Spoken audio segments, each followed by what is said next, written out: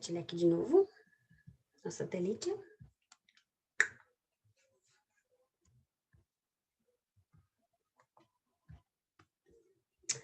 Então, coloquei essa imagem aí para ilustrar nossa obra do Guimarães Rosa, né? A grande obra, né? O Guimarães Rosa passou aí pelos contos com o Sagarana, né? Sagarana é um livro de contos muito bacana, que são contos assim, um pouco maiores, né? De 20, 40 páginas. E depois tem um livro com contos menores, que é o Primeiras Histórias, que é até onde tem o Terceira Margem do Rio, ok? E esse Grande Sertão Veredas aí, que é mais a obra-prima, né, digamos assim. Coloquei que o Guimarães Rosa, gente, entre o João Cabral de Melo Neto e a Clarice Lispector, porque o João Cabral de Melo Neto está ali mais, daquela temática social mais parecida com a Raquel de Queiroz, como eu falei, né, com o Graciliano Ramos, né, e aí a Clarice Lispector vem mais com essa introspecção, com o eu, né, com essa característica metafísica, mais forte do que o João Cabral de Melo Neto, não é? Então, o Guimarães Rosa, desculpa, né? Mais forte do que o João Cabral de Melo Neto. Então, ele aproxima um pouco mais, né? É como se fosse aí o elo entre o João Cabral de Melo Neto e a Clarice Lispector, por isso que eu situei ele aqui no meio. Ok? Então, nós vamos lá para a Clarice agora. Dona Clarice Lispector, alguém já falou aí, né? Caiu no... Clarice sempre cai, né, galera? Sempre cai ou sempre derruba, né? Digamos assim. A Clarice Lispector está sempre presente, modernismo de um modo geral, né? Sempre presente no Enem. E a Clarice, por ela ser aí, as obras dela, né? Ter esse caráter de epifania, né? Os personagens dela, às vezes, têm aquela epifania, aquele momento de iluminação, no qual eles conseguem uma revelação que acaba respondendo alguns questionamentos da vida, não é? É uma escritora muito utilizada no exame. Então, nós vamos ver aqui a dona Clarice Lispector, com seu caráter, sua literatura intimista, né? Geralmente as obras dela têm cenário urbano, né? O conto aí, Amor, conto Amor. Deixa eu ver aqui o que tem na postura de vocês, se tem. Tem, isso mesmo. Amor, né? Geralmente essas personagens delas, elas se apresentam um tanto quanto sufocadas pelo cotidiano massacrante, né? A Clarice, a maioria das personagens delas são femininas, né? Como eu falei, a maioria sufocadas por esse dia a dia massacrante, a maioria também presa numa sociedade patriarcal, tentando se desvencilhar dessa dependência masculina. Tem um conto da Clarice que se chama A Fuga. Não sei se vocês conhecem.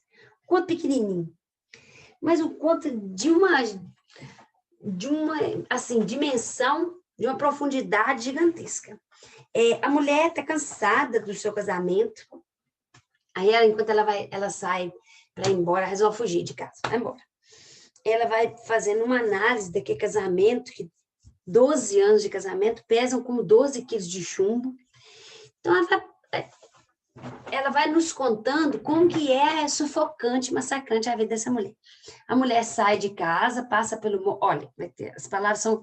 Os locais, né, os espaços dos cenários urbanos são muito bem escolhidos. A mulher passa pelo Morro das Viúvas, né, andando embaixo da chuva torrencial. A personagem chama Elvira. Debaixo de uma chuva torrencial, ela sai de casa, passa pelo Morro das Viúvas, chega até o Morro da Glória. Então, olha bem, Morro das Viúvas quer dizer que ela está deixando o marido para trás, que para ela ele morreu, não é? E chega no Morro da Glória, a glória, não é? O louvor. E aí, beleza. E no meio disso tudo, ela vai caminhando na chuva e vai vendo o que ela é, né? Ela vai se enxergando como pessoa, porque até então ela era só aquela mulher dentro de casa. E aí aí a noite vai chegando, vai caindo, ela espera dormir num hotel para no outro dia, no dia seguinte, ou naquela noite mesmo, não me lembro agora, ela tomar um navio com direção sem direção, digamos assim, mas só quer ir embora, né?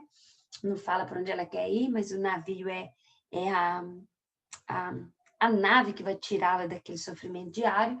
E aí, quando ela vai entrar no hotel, ela se lembra que não é legal para os negócios do marido. O marido é um homem de negócios, né?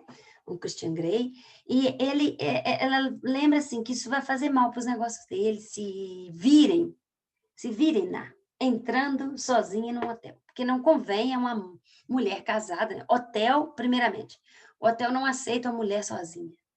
Então, aí você já vai ver na crítica da sociedade machista, da sociedade patriarcal, né? Então, e também se ela entrasse, não ia ficar bem para os negócios do marido. Ela está abandonando o marido, mas ainda está preocupada com a situação social, né? Com o social do marido dela. E aí ela decide que... Não, e ela se lembra também que ela não tem dinheiro, porque o único trocado que tinha em cima da geladeira era o dinheiro do pão da tarde ou da verdura, não me lembro. Eu sei que ela não tem dinheiro. Então, olha como que ela está de mãos e pés atados à figura masculina, não é?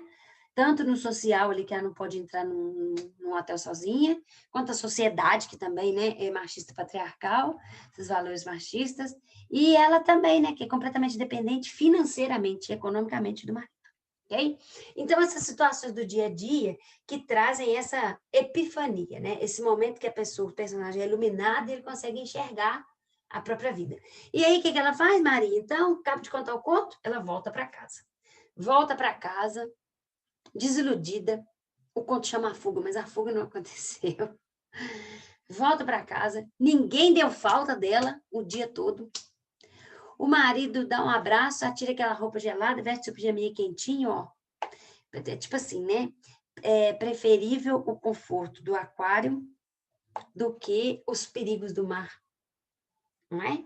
Então, ela veste seu pijaminha quentinho, o marido a afaga, dá um leite quente para ela, ela toma aquele leite, feliz por ter um leite para tomar, tá numa casa quentinha, e vê a lua e ouve o navio fazendo barulho lá, que agora não sei se é apitando, buzinando, o que que é, o navio fazendo barulho de que está partindo do porto. Então, ela pensa, partiu minha chance de ser feliz, né? Mas, e deita aí, vira para o lado, olha para a lua e chorando.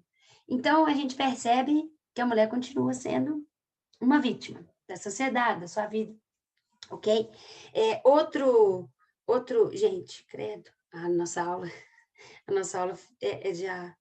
já, como é que chama? Converteu aqui, apareceu aqui na minha tela. Então, a Clarice vai ter essas personagens, como eu falei, né? Tem um outro conto dela que se chama Felicidade Clandestina. Olha o nome.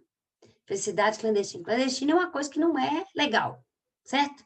Por que é felicidade clandestina? Aqui nós teremos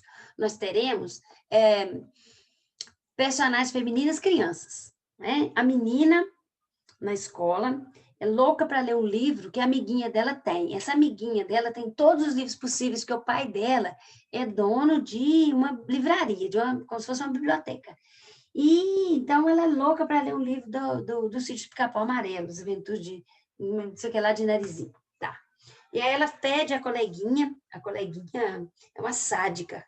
A coleguinha gosta de fazer os outros sofrerem, sabe? A coleguinha é aquela assim, que as outras são tudo igual a tábua, né, de reta, e ela já tem peito, não é? Ela já está mais mocinha, então ela se difere das demais por isso. Só que ela é um tanto quanto gordinha, até porque ela chupa bala o tempo todo, mastica com a boca aberta. Então, assim, você observa esses comportamentos, né? Da menina. E ela parece até que tem inveja das demais, porque as outras são mais esguias, não é? E ela usa esse poderio que ela tem de livros contra as outras meninas. Aí essa nossa protagonista está muito querendo ler o livro, pede o livro emprestado, ela fala que vai emprestar o livro, vai na minha casa hoje que eu vou te emprestar o livro. Aí a menininha sai, cantarolando pela rua, chega na casa dela e fala assim, ih, aqui, você demorou, já emprestei para o outro que passou aqui. A menina vai embora toda cabisbaixa, triste, aborrecida, que não vai ler o livro. Volta, assim, dias seguidos na casa dela. Cada dia ela arruma uma desculpa. Sei que um dia a mãe dessa menina, o que essa coleguinha tá vindo fazer aqui todo dia, né? Questiona a coleguinha. A colega, eu vim buscar um livro que a fulana me emprestou, mas eu demorei a chegar, já passou para frente. Eu falei, não, Não passou para frente, não. O livro está ali. Vai lá pegar o livro e entrega para agora. A mãe fica chocada com aquele comportamento sádico da menina, que ela percebe que a menina fica feliz em ver o sofrimento da outra, certo? E aí a Clarice nos conta que, assim, a menina que queria o livro, queria muito o livro, ela já estava, assim, com olheiras, porque podemos, mas ela não gosta não, tá, ô Luiz? Ela não gosta de ser chamada de escritora feminista, não, mas era, porque ela buscava na sua literatura essa emancipação da mulher, tá? Podemos dizer que ela é uma feminina, ela não gostava, não. Essa menina que queria o livro, ela estava com olheiras profundas, ela não conseguia dormir à noite, porque só pensando naquele livro. Então, veja bem, uma personagem feminina que não consegue realizar um desejo, né? Maria, onde está a epifania aqui? Não tem. Epifania que não tem, só tem uma personagem feminina sofrendo. São muitos os contos da Clarice que a gente... Por que eu falo de contos? Porque ela é uma contista fenomenal, né? Gosto demais dos contos dela. Os meus meninos do oitavo ano leem os contos da Clarice. Eu acho, assim, de uma grandeza, tem um leque de possibilidades interpretativas, né? Claro que, assim, não posso explorar todos, com fundamental ainda, mas eu já deixo margem para aquele caráter polissêmico que eu vou poder explorar no ensino médio, não é? Mas é bom demais dar conta. Eles leem O Primeiro Beijo e outros contos, né? Que tem também um outro conto chamado Tarde Embandeirada. Na Tarde Embandeirada tem epifania, né? A mulher entra num ônibus e o senhor está com um macaquinho, aquele sagui, um bichinho pequenininho, né? E o sagui é a sensação dentro do ônibus, não é? Olha o espaço urbano de novo. O sagui é a sensação dentro do ônibus e o sagui resolve pular no colo dela. Então ela fica toda, porque o sagui escolheu ela para pular no colo. E aí, nesse mesmo dia, nessa mesma viagem, quase que o ônibus bate num outro caminhão, aí tem que interromper a viagem, cada um segue num outro meio de transporte, num táxi, alguma coisa assim, e ela fica se martirizando por que aconteceram duas coisas tão importantes, tão inusitadas na vida dela no mesmo dia, e agora ela vai passar aí talvez semanas, meses, talvez até um ano no tempo das vacas magras, sem acontecer nada de importante na vida dela. Olha a pobreza da vida da mulher. E tem uma parte que a mulher fala assim, que o jeito, o amor com que aquele homem olhava para aquele sagui era um amor de pai para filho. Era um amor de dono para esposa. Ó, Maria, cadê o machismo aí? Cadê a sociedade patriarcal nesse conto? Olha, é só isso que ela fala. Era um amor de pai para filho, quer dizer que era um amor paternal, que o cara gostava muito, né? Era um amor de dono para esposa. Trem pesado, né? Não era um amor de esposo para esposa, de cônjuge para cônjuge, de marido para mulher, não. Era um amor de dono. Ou seja, o homem é dono, ele tem o poder. Entende? Só isso que ela fala. Era um amor de dono para esposa. Ponto. Aí volta para a história do sagui. Entendeu? Assim, bem sutil, né? Mas ela faz uma crítica. Muito bacana também. Mas o excerto que eu tenho aqui, deixa eu ver aqui se eu anotei mais alguma coisa da Clarice para falar de outro conto. O conto Amor, é o que tem aqui na apostila suas, né? Em que é a perfeição do mundo da Ana, que é a mulher que está levando as comprinhas na rede, a perfeição do mundo dela, que é mãe, dona de casa, mulher. Essa perfeição é quebrada, é rompida por aquela visão que ela tem do cego. Não sei se vocês conhecem esse conto. Esse conto é famosíssimo. Falou de Clarice Lispector, fala desse conto, Amor, né? E ela percebe que o cego está mascando chiclete. Ela fala, Gima, o que esse cego tem mascar chiclete? É o momento epifânico dela. Porque ela começa a ver essa visão que ela tem do cego, né? Inspira a personagem e contribui para que ela perceba as contradições existenciais entre ela, que se viu vulnerável agora, e aquele cego. Ela pensa assim, que o cara, eu sou tão cego quanto ele. Entende? Outro conto que eu vou falar para vocês lerem. Rodrigo já conhece. Estou falando do Rodrigo, porque eu sei que o Rodrigo é meu aluno desde o oitavo ano. É o conto chamado A Bela e a Fera ou A Ferida Grande Demais. Ô, gente, esse conto, ó, A Bela e a Fera. A mulher vai pro marido, só contando história hoje, né? Tô dando contribuição narrativa para vocês da Clarice. A mulher vai pro salão, no Copacabana Palace, Quando ela saiu do Copacabana Palace, se esqueceu que não tinha falado pro motorista, pro chofer, que ela não ia fazer unhas e massagem. Hoje ela só ia fazer unhas, então ela ia adiantar 1 hora. Então, quer dizer, o cara só vem buscá-la daqui a 1 hora. E ela já está livre, mas ela não quer voltar para dentro do salão. Ela lembrou disso quando ela estava na rua, já. E ela que só ia de porta em porta de carro, resolveu ficar ali com o vento batendo na cara. De repente, passa um mendigo. Passa um mendigo com a ferida na perna. Uma senhora ferida na perna, né? Aquela ferida na perna, porque era o ganha-pão dele, coitado. Ela ainda até fala assim, nossa, essa ferida não pode sarar, porque se essa ferida sarar, esse camarada não vai ganhar mais dinheiro dele. Aí ele pede um dinheiro para ela. Ela olha com asco, né? Com certo asco para ele. Aí ele pede para ela uma esmola. Ela fala com ele assim, quanto é que se costuma dar? Gente, olha como que é o mundo não chega a ser uma fissura social, mas um Grand Canyon, certo? A mulher não sabe nem quanto é que se costuma dar. Aí ele pensa assim, e essa senhora tá brincando comigo, hein? Essa mulher é louca. Aí ele fala assim, ah, quanto só quiser. E ela tem uma nota lá de, qual que é a notinha aí que eu não conheço? R$ 200. Ela fala com ele assim, pode ser R$ 200? Ele fala, é doida mesmo, porque eu não tenho trocado. Pode ser? Aí ele pensa assim, eu não vou aceitar, não. Depois dessa mulher sai gritando aí que eu roubei ela. Não vou pegar esse dinheiro, não. Sei que ela começa a conversar com o cara. E aí ela percebe, ó, quando chama a Bela e a Fera. Aí você de cara, você já fala assim, nossa, ela é a Bela, não é? E o cara é a Fera. Ou a ferida é grande demais. A ferida não é a ferida da perna, galera. A ferida grande demais é a fissura social, como eu falei, né? Esse distanciamento, né? Entre ricos e pobres. Muito ricos e muito pobres. Aí ela começa a perceber que do jeito que aquele mendigo mendiga para comer, ela mendiga o amor do marido dela, que ela sabe que tem outras mulheres, mas que ela não, né, não quer abandonar porque é uma mordomia, ela era ele é um banqueiro, ela era secretária dele e se casou com ele. Ela não quer abandonar aquela vida de high society, de coluna social da Lu Costa, toda semana no Tribuno do Lé, não quer abandonar aquilo. E aí ela é tão miserável quanto ele, ou até mais, porque ele mendiga para sobreviver. Ela não, ela mendiga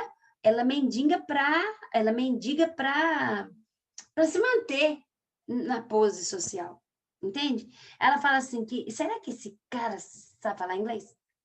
Ela começa a pensar, meu Deus, mas que é isso que eu tô pensando? O cara e aí o cara começa a perceber que ela, né, não é normal, mas aí ele também começa a perceber, claro que não tem o fluxo de consciência dele, mas ele começa a observar que ela tá assim um pouco confusa por causa da situação dele, né? Mas ela tem aí esse mergulho na alma humana. Aí ela começa a pensar quem ela era antes de se casar, por que que ela vive essa vida, como é que ela vai nessa festa que ela tá indo agora e vai dançar e vai valsar nos salões e vai comer caviar e vai beber o champanhe, sem lembrar desse homem que está nessa rua.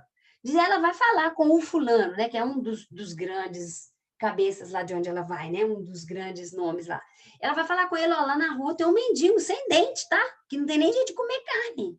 Ele só bebe sopa, porque não tem dente. E tem uma ferida muito grande na perna que não pode se curar. Ela está pensando, né? Ela está fazendo aí uma análise da vida dela daqui para frente. Aí tem uma hora que ela pensa assim, se eu pudesse distribuir toda a riqueza com esses pobres.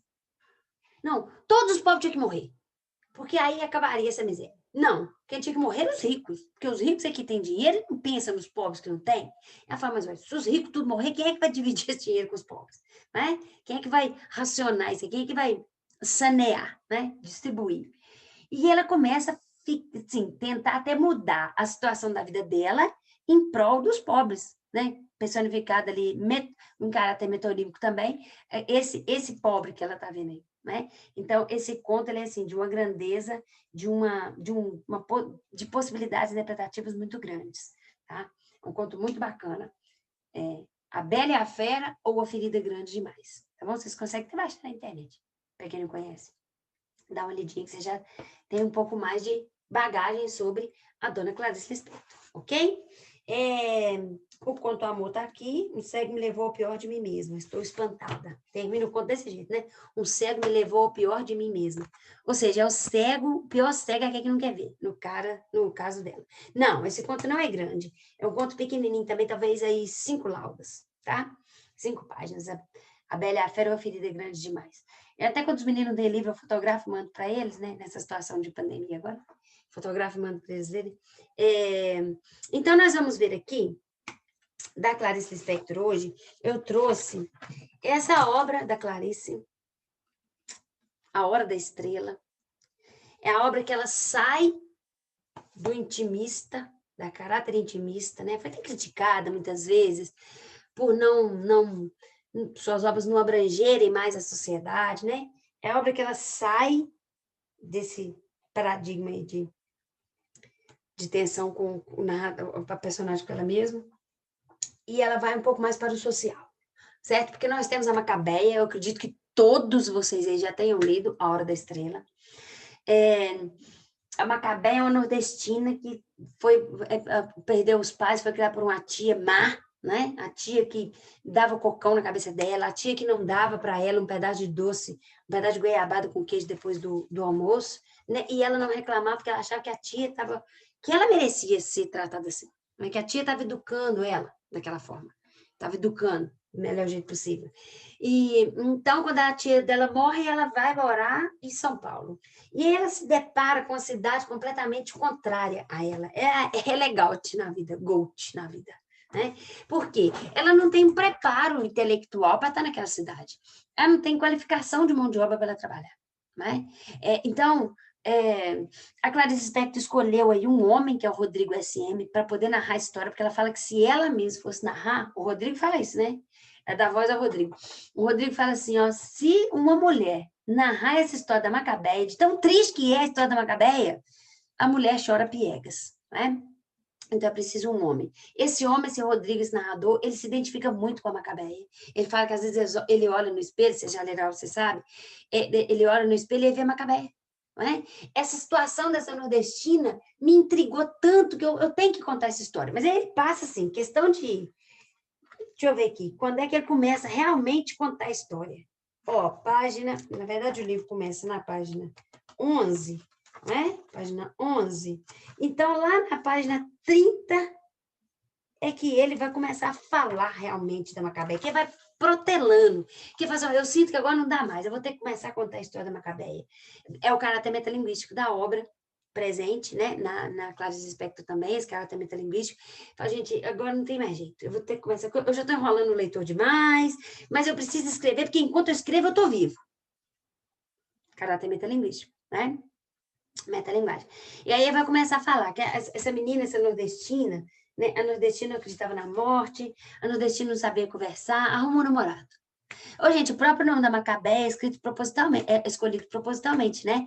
Macabeia lembra os macabeus. Os macabeus da Bíblia eram irmãos fortes, bravos, destemidos, não sanguinários, mas aqueles irmãos, assim, que não enjeitavam nenhuma parada, não que fossem matadores, tá, gente? Entende? São muito corajosos. E a Macabeia, coitada, é o contrário, é o oposto disso. Porque até o narrador fala assim, se ela se questionar, tem hora que dá vontade de sacudir a Macabeia para ela se questionar, para ela ver o que ela é na vida, mas nem isso a Macabeia faz, né? Porque se ela se questionasse, ela cairia estatelada de cara no chão quando ela visse o quão pobre é a vida dela. E sabe o que é pior? A Macabeia sonha em ser Marilyn Monroe. Ô, gente, a Marilyn era um ícone sexual da época. Eu coloquei aqui até o quadro da Brigitte Bardot, a mulher que não é Brigitte Bardot, não é bebê, né? É Brigitte Bardot, que era também um ícone que rivalizava com a Marilyn na época, não é? E a Marilyn, por ter morrido precocemente, saiu de cena. Mas a Brigitte Bardot tem até uma estátua dela sentadinha em Búzios, né? Com a sua calça jeans de cos alto e a sua blusinha riscada de azul com vermelho, né? A Brigitte Bardot é um ícone do cinema, né? O Caetano Veloso até tem uma música da Tropicália que ele fala isso, Alegria, Alegria, caminhando contra o vento, silêncio sem documento. Aí vai fazer a união do capitalismo, falando da Coca-Cola, do cinema, falando da Brigitte Bardot, com os elementos brasileiros, né? Do Sol de Quase Dezembro, no coração do meu país. Bastante bacana, que ele vai lembrar da Brigitte Bardot.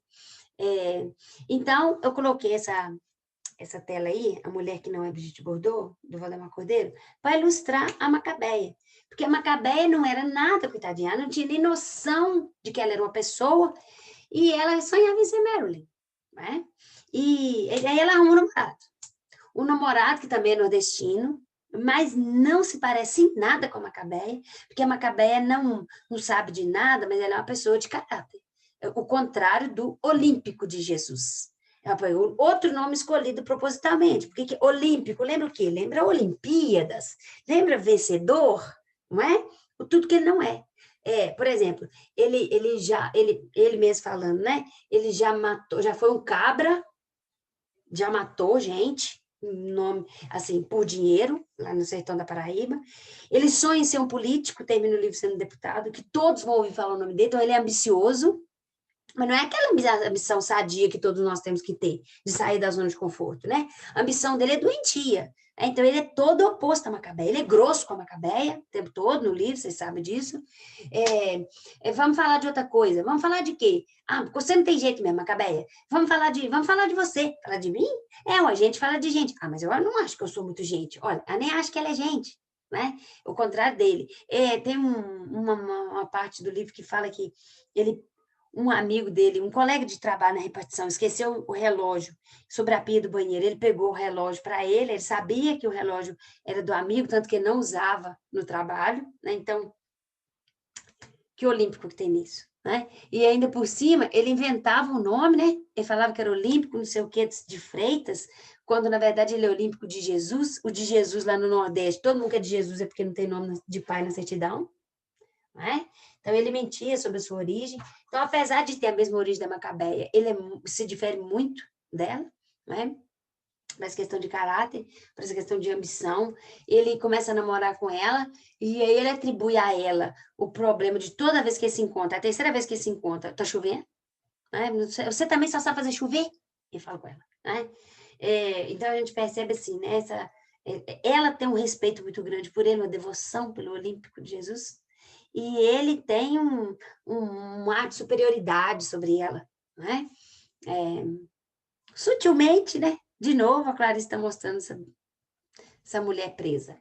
E a Macabé é muito mais presa, né? O narrador fala assim que sei que há muitas moças que vendem o corpo em troca de um bom jantar ao invés de um pão com mortadela, mas a Macabé nem isso ela pode fazer, porque ela não tem corpo. Ninguém a quer, ninguém vai pagar para ter Macabeia. Ninguém quer nem de graça, porque ela não tem nenhum atrativo físico, gente, coitada. Ela é feia, ela não toma banho, uma colega de quarto não sabe como que reclama com ela que ela tá com mau cheiro. Limpa o nariz na barra da anágua. Anágua, uma sainha fina que se usava debaixo da saia, né? Por se caso a roupa subir, né? Como a Marilyn lá embaixo em cima do ventilador, se caso a saia subir, a anágua é aquele mais tubinho que não sobe, né? Para não aparecer nem nada. Então, ela, assim, noção de higiene ela não tem noção de nada, né? A pergunta para ele um dia assim, as conversas são tudo fragmentadas mesmo assim, né? Não flui, eles não conseguem se fazer entender. Você sabe se a gente pode comprar um poço? O que é isso, Macabete? Comprar poço? Por quê? Na infância, ela via a história do poço, que as pessoas jogavam moedinha, realizavam um desejo. Então, ela acha que se ela tiver um poço, ela vai realizar todos os seus desejos, né? Então, umas conversas assim, desconexas, né? Por quê? Também porque eles não têm a mesma visão de mundo. 10h35, hein, galera? Mas aqui nós temos a Macabé, aqui é quando ela vai a cartomante, certo? Aí o Olímpico deixa a Macabé, troca a Macabé pela Glória, né, galera? Porque a Glória, a Glória dá mais chance para ele de ascender na sociedade, porque o pai da Glória parece que é um açougueiro, digamos assim, enquanto a Macabé não tem nem pai. Então, ele troca a Macabé pela Glória, a Glória fica muito mal com a situação de ter roubado o namorado da amiga, arruma um dinheiro para ela ir no médico, porque ela tá tossindo muito, aí chega no médico, faz um raio-x do peito, aí o médico fala assim, ela só tá com princípio de tuberculose. Ela fala assim, Obrigada, não sabe nem o que é tuberculose, né? A mãe fala, aproveite como um macarrão italiano bem gostoso. Ela fala assim, eu nunca comi esse tipo de comida que você está falando aí, não, é bom? Ele fala, é bom ou é minha barriga? Como é que é bom? Aí ela vai numa cartomante, né? Macabé se parou um monte com a mão trêmula, pela primeira vez ia ter um destino. Madama Carlota era um ponto alto na sua existência. Era o vórtice de sua vida, e esta se afunilara toda para desembocar na grande dama, cujo ruge brilhante dava-lhe a pele um tom, pulou alguma coisa aqui, hein? Dava-lhe a pele um tom de plasticidade, cadê? Dava-lhe a pele um tom de plasticidade, ó, uma lisura matéria plástica. A madama, de repente, arregalou os olhos. Mas Macabézinha, que vida horrível a sua, que meu amigo Jesus tenha dó de você, filhinha, mas que horror! Macabé empalideceu. Nunca lhe ocorrera que sua vida fora tão ruim. Madama acertou tudo sobre seu passado, até lhe disse que ela mal conhecera pai e mãe, que fora criada por uma parente muito madrasta má. Macabé espantou-se com a revelação. Até agora, sempre julgara que o que a tia lhe fizera era educá-la para que ela se tornasse uma moça mais fina. A madama acrescentou, quanto ao presente que ele dita, horrível também. E aí, depois a madama Carlota aqui, né? Fala com ela assim, mas eu estou vendo, meu rosto iluminou aqui, eu estou vendo que você vai ter um futuro brilhante, você vai casar com um gringo, e de um gringo loiro, os cabelos bem amarelo, e aí a Macabé sai ali, né, do consultório da madama Carlota, viajando a maionese naquilo que a madama Carlota falou, e é atropelada por um Mercedes e morre. E aí, enquanto ela está ali estatelada no chão, muitos flashes de fotógrafos, né? Tirando foto da atropelada. Antes de morrer, ela fala assim, olha, meus 15 segundos de fama, todo mundo parou para me ver. Oh, eu sou alguém, eu sou gente. Morreu. A hora da estrela é justamente a hora que ela morre, né? Que ela se descobre como uma pessoa. E que ela está sendo estrela, né? Fotografada. Nem que seja estatelada no chão, né, galera? Mas está sendo fotografada, tá bom? Ó, na nossa próxima aula de segunda-feira, nós vamos corrigir aquele pouquinho de atividades que eu deixei para vocês. Vou deixar mais alguma coisa hoje? Hoje não, né? Você sabe como eu deixo hoje. Amanhã. Eu vou deixar mais alguma coisa de atividades. Acho que eu deixei só 8 questões. Deixar pelo menos mais umas 5, para dar para a gente render na aula semana que vem. E a gente vê um pouco do simulado, se for o caso, tá bom? Se vocês quiserem me mandando já alguma coisa durante a semana, Maria, fiquei com dúvida nessa aqui. Tira a foto e me manda, tá bom? Para a gente já fazer meio que um fluxograma da nossa aula semana que vem, tá bom? Obrigada pela atenção, galera. Beijo, beijo. Qualquer dúvida, só mandar um zap, tá bom? Beijo, beijo, tchau, tchau. Valeu, Maria. Boa noite. Valeu, Rodrigo. Valeu, Luiz. Valeu, Maria. Beijo, gente. Valeu. De nada. Abraço, Rodrigo. Até sexta.